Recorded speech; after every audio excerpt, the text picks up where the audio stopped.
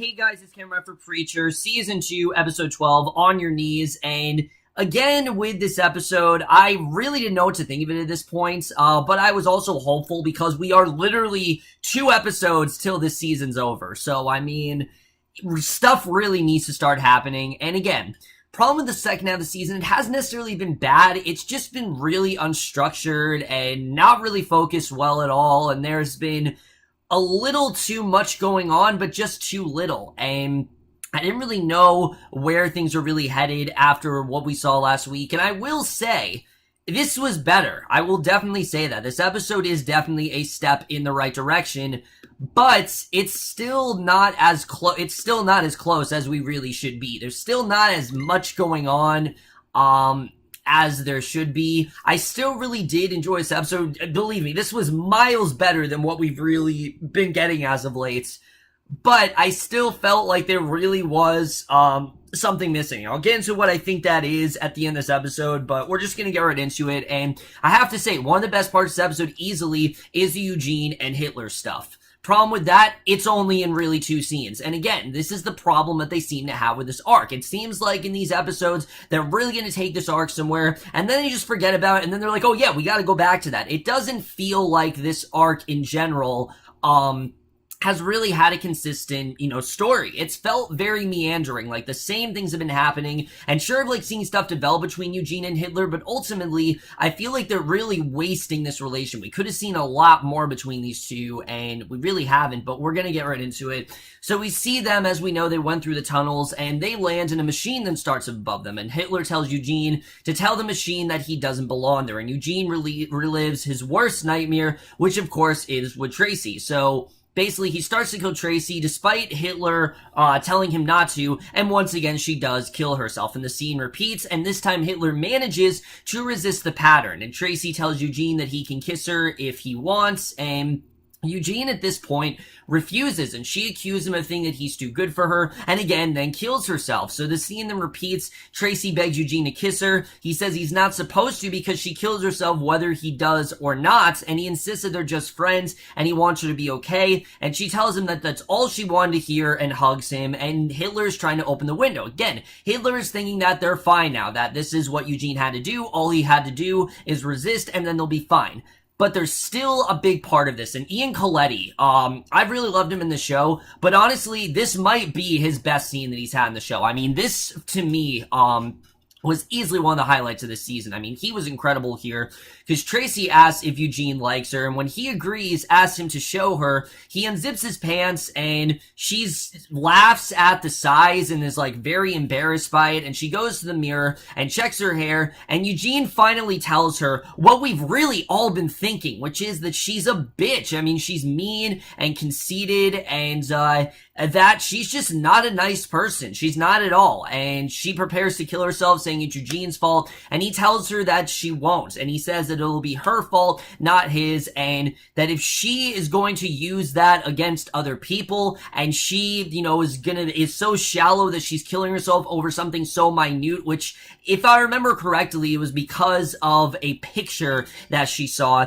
If it's really something like that, then she's just a very shallow person, and she falls to the bed laughing, pretty much defeated, and then shoots herself. And again, this was a fantastic closure to this arc. We've seen a lot of this throughout the season, but I thought Eugene, he finally gave her that talk that she needed, and he finally told her, that basically realized that this was not his fault. This was clearly her fault. I mean, he didn't try to kill her. All he did was make it look a lot worse, so that way he could cover this up as best as possible. But basically, troop leader Pedro then comes in wearing a mascot's uniform and hugs Eugene, and Eugene says that he told Pedro never to touch him again. He grabs a shotgun and then shoots him dead. So there are still a few more enemies he needs to conquer, and Hitler he's not able to get the window open. So Eugene realizes that there's someone else. His father, Ruth, comes in, and his face is scarred like Eugene's. He says that Eugene has scarred him, and the last time we saw Ruth, I can't even remember the last time was, I think it was like back in season 1, but he says that he wonders how he can fix it, and Remember, Root was very abusive. The relation between Eugene and Root was not a happy one. Root was not supportive of his son. He laughed him most of the time. He verbally and mentally, he verbally and physically beat him. And he hands him the shotgun, tells him to finish the job. And after a moment, he refuses. He says that he's just a kid and was scared. And he refuses to apologize for being Root's son. He's not going to apologize for that. And Root says that he loves Eugene. He turns and walks out. The window opens for Hitler. The two of them climb out and the machine then stops. So you're thinking, all right, they're finally going to get out. But again, we don't see too much of this till the end of the episode, but this still was a fantastic way to start things off. You really do see that Eugene has conquered his fear, and I really love the way that Hitler was able to get him to do that here. So we then go to the past, and we see Jesse. He sinks the cowboy in the armored car, and the cowboy pounds at the doors without stopping, and after a week, he stops and remembers the past. Now, we knew the cowboy was going to come back in some form. I mean, there was no way the show was going to get rid of someone like Graham McTavish that easily. It just was not going to happen, and we get a backstory where we see his wife. He's telling him to stop drinking and killing, and if he stops, then they can be in heaven for all eternity with her and their daughter. And I thought this was a really good scene. We're really getting into his mind. Again, it's reminding us of that motivation that, yes, he did have a wife and he did have a daughter and they were murdered, and he's always kind of been out for blood ever since. And he goes to be baptized. The preacher tells him again his knees in the creek, and the preacher tells him that they reap what they sow. And later the cowboy and his family have a picnic. They laugh and eat together, and a light then shines through the armored car window, and men in white scuba suits pull it to shore where Hoover is waiting, and Hoover then drives it away with a tow truck.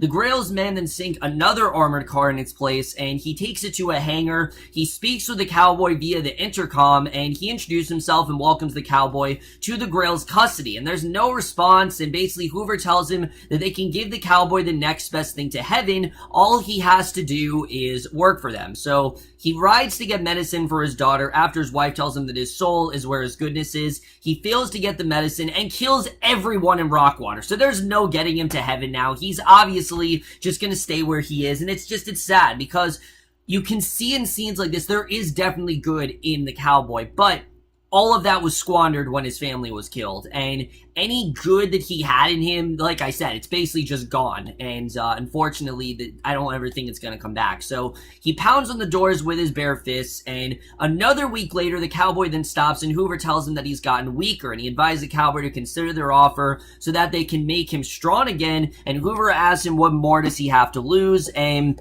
Jesse sits in the room where the man dog was, and Hoover tells the cowboy to do what he does. He unlocks the rear doors and runs, and the cowboy steps out. He goes to a bar and orders whiskey, and the bartender tries to make conversation, and the cowboy says that he's there to kill a man. Now, who he's talking about, we don't know. Obviously, we know that he's talking about Jesse. He's going to make sure that he gets revenge on Jesse, and, he's going to kill him. That's what he's wanted to do from the beginning, but now he is intent on killing Jesse. So Cassie then finds Dennis in his room looking under the bed, and again, Dennis just so out of place in the show. There's literally no reason for him to be here. He's in like 2 scenes in this episode. I just don't see the point of Dennis anymore. We see, and it doesn't seem like this is really going anywhere. Cassidy closed the door. He checks to make sure the puppy Banjo is safe in the cupboard, and as Cassidy goes out to the kitchen, he finds Tulip sitting there, and she says that there's a finger under the stove, and easily one of the best parts of this episode is their relationship. I mean, while stuff between Jesse, Cassidy, and Tulip isn't great, Cassidy and Tulip's relationship is really starting to strengthen, and we're really seeing the potential that this could really go. And basically, she says that she doesn't care if Jesse does come back, because ultimately, they don't want him in their lives anymore. He's just kind of making them liabilities at this point. They don't really want that, and Cassidy tells her that he's just as angry with Jesse as she is, and they argue about who really is in charge of the group, because it's certainly not Jesse. He's not looking for their best interests at all, and I do like the way they're starting to turn against him here. I definitely am liking that direction. I think it makes a lot of sense, but Cassidy and Tulip then watch in their apartment. Hoover gets a call that the cowboy's on their way, and Cassidy asks Tulip what they should really do, and she says that the two of them should just go to Bimini alone, because that's where where they were headed. If you remember, New Orleans was just supposed to be a pit stop. It wasn't supposed to be this long thing that, this long drawn out thing that it's really been. And he looks at her throat and hears the blood pulse and then gets control of himself. Cassidy says that Jesse will come back and he always comes back, and Tulip says that isn't always the case, that this might be something where Jesse might have to be on his own. They might not be able to be in his life for this. And she says that he doesn't want to talk about God. He asks for a drink and Cassidy goes to get some in his room, and Cassidy then leads Jesse off to get some from his room. So obviously you know that these two, they're just really sick of Jesse. They really just want to kind of move on from him, and I definitely am liking the direction that that's going. So Tulip then looks at the finger, she goes over to get it, she puts it in a garbage bag and then takes the garbage out, and when she comes back, there's the cowboy. He steps out of the apartment, he demands to know where Jesse is, and you can just see the look of terror on Tulip's face. But even this, it doesn't really scare her anymore, just so typical. She knew he was gonna come back, and the cowboy hears Jesse and Cassidy laughing, and he demands his weapons. Tulip tells him that they're in Rio. The cowboy then walks away, and Tulip then grabs him by the shoulder and tells him to leave the others alone. She does not want him to inflict any more terror than he already has, and he's really what's gotten them into this mess in the first place. I mean, I would argue that Jesse is, but Tulip would not be in the position she's in if it wouldn't be for the cowboy. So he throws her into a wall, knocking her down, continues to the apartment, and the cowboy enters the apartment kitchen, and he gets a knife. So he closes the window, prepares to go after Cassidy and Jesse. However, he hears French music playing from a bedroom, and he looks in, and Dennis is then checking his laptop. He quickly closes it, and Jesse and Cassidy are drinking Cassidy's liquor. Cassidy yells for Tulip to get them beer, and he finishes off Dennis, and Cassidy goes to see why Tulip didn't respond. So Jesse goes to the living room to smoke a cigarette. He notices the blinds are closed, and I really did like the way the scene was constructed. Cassidy just goes flying down the hallway. The cowboy walks in because he knows very well what's going on here, and Jesse asks where Tulip is, and the cowboy says that he's not there for her. It has nothing to do with Tulip, and when Jesse asks if the cowboy will beg or make him, the cowboy says that he was chicken shit, and that, we know that's not the truth. The cowboy just thinks that, oh, you were too chicken shit to kill me, when in reality, we know that Jesse really did it because it really is the worst possible pain he can inflict on someone. I mean, remember, he was trapped in a swamp by his mother. To him, this is probably the worst pain someone can go through. So he gets up, he orders the cowboy on his knees using Genesis, and the cowboy says he didn't hear him, and he just punches him, and Cassidy runs in, attacks the cowboy, who easily knocks him aside, and Jesse recovers. He punches the cowboy,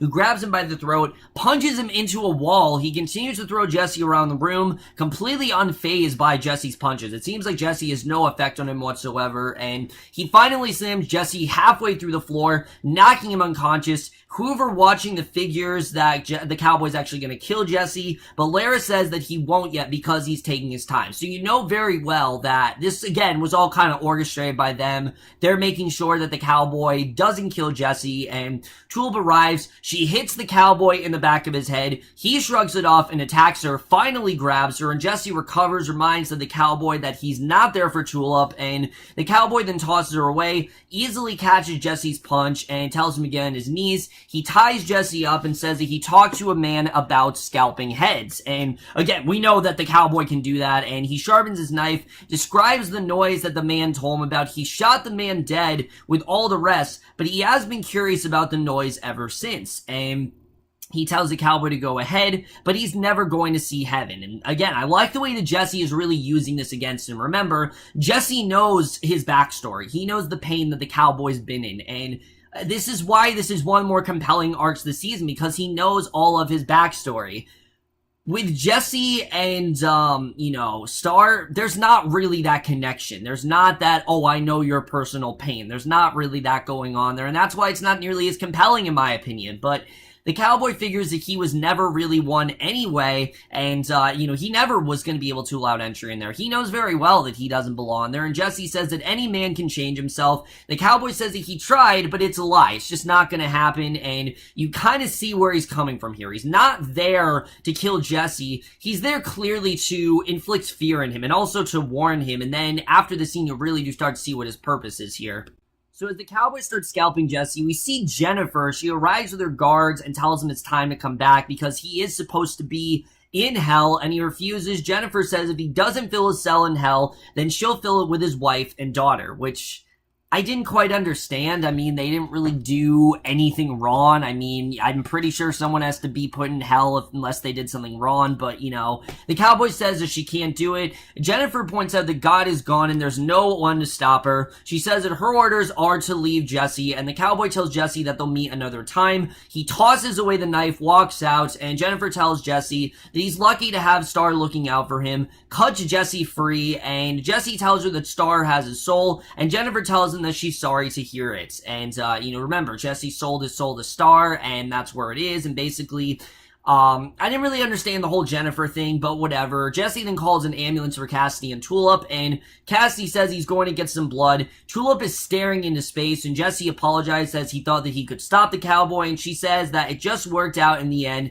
and the ambulance belonging to Grill Industries then drives off. So you know that definitely, again, this was all kind of orchestrated by them. This was part of Grill Industries' plan, and the ambulance drives to the Grill headquarters. It's not driving to the hospital, and Star introduced himself to Cassidy and Tulip. He says that he and Jesse have had dealings, and Cassidy talks about how ugly Star really is, and Tulip tells him to shut up. Star says that Jesse's heading for bigger things. He knows that the two of them aren't ready, and asks how they should proceed. So basically in Rome, the Pope appears to the masses, says that God is gone from their hearts. He has left them to grapple with the questions of what really does come next, and the Pope says that his promise remains and his son will return to them. So Jesse's watching the broadcast that the Pope says that Jesse, or reasonable approximation, is coming, and it seems like they want to, that Jesus or reasonable proclamation is coming, and Cassidy and Tulip then return.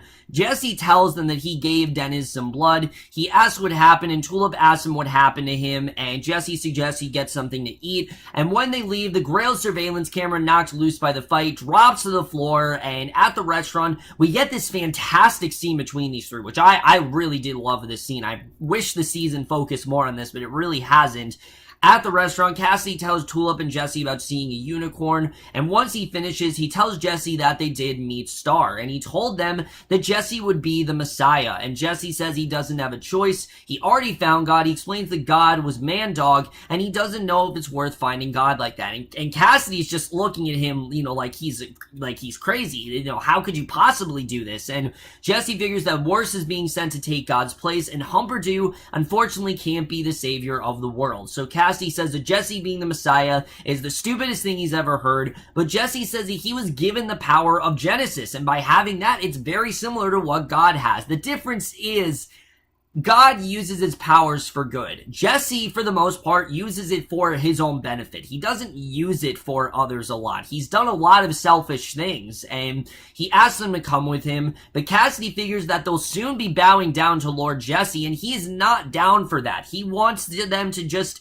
do this together and have equal share, and Jesse admits that he doesn't know. He asks them to come with him, and Tulip tells him that she loves him, but wonders why he needs them, and we know what this really is. We know what the real question is. The answer is that I don't think Jesse really does need them. I think he just appreciates their company, and he really does want them, but he can't, get himself to say that, and I did think the scene was actually really well done. Unfortunately, we have not seen enough of Cassidy, Jesse, and Tulip together in the second half of the season, so the scene does play off a little bit less impactful than I think it really could have been, but it still is a very well done scene in that regard.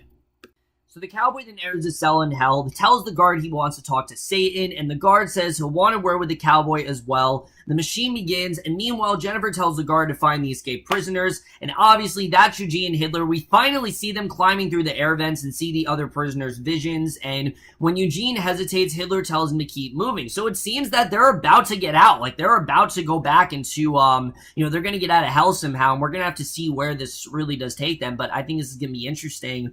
But then we see at the end of this episode, Jesse sits alone in the restaurant. He finally gets up, goes to Star's office, tells Star his friends couldn't make it. Jesse asks what happens next. Star kneels. He places Jesse's hand on his head. Who knows what he's really going to do here, but that is the way this episode ends. So overall, guys, like I said, I definitely really did enjoy this episode a lot more than the previous ones that we did have. I thought this one, had a lot more story. There actually was a lot of stuff going on this episode. It wasn't just, Jesse in a Best Buy or Tulip just talking to, Lara, nothing happening. It wasn't just a bunch of Cassidy, Dennis fluff. There actually was stuff going down in this episode, and I definitely really did appreciate that. However, this whole Jesse Star arc, it's just not really grabbing me as much, because when we see the Saints of Killers, it just reminds me how great of a villain he really is and how powerful he really is. I mean, Jesse knows his inner weakness, and the Saint of Killers can, he can use that against the Cowboy in a second. He knows everything the Cowboy is kind of feeling. He knows the things that really does weaken him. And the Saint, on the other hand, he has part of Jesse's soul. You can see the good in him, but he knows there's not really any coming back from that. So he's out for blood, and I really did love their whole sort of duel here. With Star, you don't really get that. Star just seems like he's kind of steering Jesse off into this direction, and I can't really tell if he's being sincere or not. And I guess it's due in part to how good Pip Torrens really is in the role. But honestly, Star in general does not really have that compelling arc that I said someone like the Saint of Killers does. It just reminds me how great of a villain he really is. And Grail Industries, as of right now, is not nearly as compelling as everything going on with the Saint of Killers. It's really not. And that really makes me wish that the Saint really was the main villain here. To my knowledge, he is in the comic, but Star seems like he's kind of taking that place here, which is fine. I really do like Pip Torrens. I just don't feel like he's as interesting as really the Saint. However, I do really like where Cassidy and Tulip are going, because they're really starting to realize that we don't really get a say here, and that they're not really, Jesse's not really doing things for their benefit at all. He's doing things for his convenience, and they don't like it, obviously. They want him to kind of, really think about what he's doing, because, I mean, him being Jesus is crazy to think about. And the fact that Jesse actually thinks that he has that kind of power and that he can actually be like Jesus is crazy. And Cassidy's definitely right for saying that. But does the Grail actually have a point? Again, that remains to be seen. I think we're just going to have to see the way that plays out next week. However, I don't think that Tulip and Cassie are going to really be on board with this at all. In fact, it seems like they're going to leave, and it looks like from the promo that is what's going to happen. But all Jesse really needs to say is that he wants them. He doesn't need them. He wants them, and he wants them to be in his presence. He appreciates their company, and I think that's kind of just what they want to hear, because they don't really see why else he really needs them in these missions, because he's not really doing them any favors whatsoever. He's just kind of strapping them along for the ride, and they're frankly not into it. They have other things they want to do, and I wouldn't be surprised if Cassidy and Tulip really do start some sort of relationship here, because it definitely seems like that is kind of where we're headed here, but we'll have to see. I don't know if things with Lara are going to be wrapped up next week. We didn't see anything of that in this episode, which was definitely very interesting, but we did not see anything of that. Eugene and Hitler as well, one of the best parts of the episode, but again, not enough of it. We had that one sequence in the beginning, and I know you couldn't have done it throughout, like you couldn't have shown much more, but you could have shown a little bit more Eugene Hitler throughout here. I do like the way that Jennifer knows that there are definitely escaped prisoners, and who knows, they're actually going to be able to escape, but if they don't escape next week, then the storyline is just kind of going in circles, and I really do hope they actually do get to escape. Not escape, but go somewhere other than hell. That's going to be a good storyline. I don't want this to be the end of Hitler either, because I actually really do like their dynamic. And again, I can't believe I'm saying I really love that dynamic between Hitler and Eugene, but honestly, I really do. It's been one of the best parts of the season for me. And I'm definitely interested in seeing really where that's going to go. Overall, guys, like I said, at the end of the day, this really was a great episode. My only thing is, what's going to happen in this finale? Honestly, it does not really seem like there's a lot riding on this one. I mean, last season, there was clearly a lot more going on, and say what you want about season 1 and how unnecessary it really was, there was still a lot of stuff going on in that season. There was a lot of interesting stuff happening that season. And not really the case with this one. This one just, yes, this one was more interesting, but still, I don't know what this finale is going to be, and frankly, I don't know if it's even going to be that great of a finale, but they did say there's going to be a game-changing twist, and we'll have to see the way that really does turn out, but again, I'm not very hopeful. However, this episode did steer in the right direction. It definitely is a step in the right direction. I just don't really know where we're going to go with this finale, and I guess we'll have to see. But overall, guys, like I said, I definitely did enjoy this episode a lot more than some of the other ones, and I am going to give Preacher Season 2, Episode 12, On Your Knees, a B+.